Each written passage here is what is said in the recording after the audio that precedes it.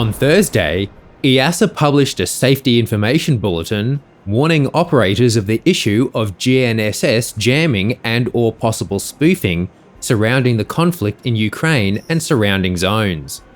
The effects of such jamming have been observed by aircraft in various phases of flight recently, in some cases leading to rerouting or diversions due to the inability to perform a safe landing procedure. To address the identified issues, EASA recommends several mitigation measures, including the following for operators. Ensure crews promptly report via air traffic control any observed interruptions. Assess operational risks and limitations linked to the loss of onboard GNSS capability. Ensure that limitations introduced by the dispatch of aircraft with radio navigation system inoperative in accordance with the minimum equipment list, as well as the availability of alternate conventional arrival and approach procedures are considered. And ensure flight crews verify the aircraft position by means of conventional navigation aids if and when required.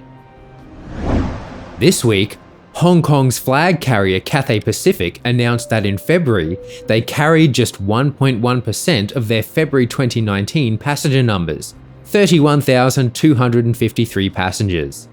With Hong Kong and mainland China pursuing an aggressive zero-COVID policy, travel restrictions are all but choking Cathay's operational strategy. Chief Customer and Commercial Officer Ronald Lamb said, "The operating environment for Cathay Pacific remains very challenging. We originally expected that the majority of passenger traffic would continue to come from our Chinese mainland routes. However, stricter capacity restrictions have since been put in place by the Chinese mainland authorities as part of their pandemic control measures. These, together with the current restrictions in Hong Kong, mean that we do not foresee significant signs of recovery in passenger travel demand in March." Aeroméxico has emerged from Chapter 11 bankruptcy after a more than 20-month restructuring process.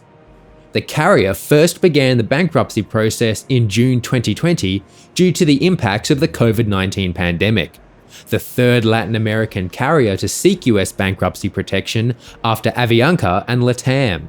Now, having raised additional equity and restructuring the company, Aeroméxico intends to invest $5 billion in the fleet over the next 5 years.